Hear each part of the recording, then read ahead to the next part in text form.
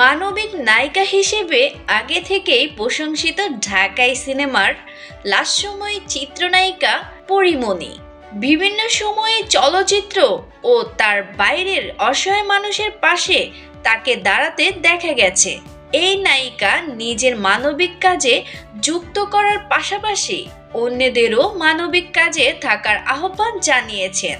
কিছুদিন আগে ছেলে চিকিৎসার জন্য ছুটে যান কলকাতায়।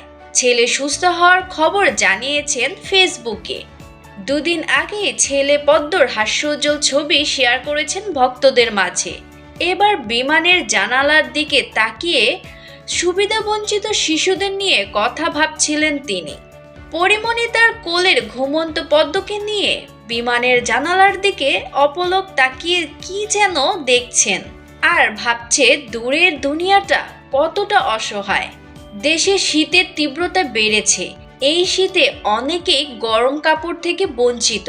শীতের মধ্যেও রাস্তাঘাটে অসংখ্য সুবিধাবঞ্চিত শিশুবৃদ্ধদের দিনরাত পার হচ্ছে।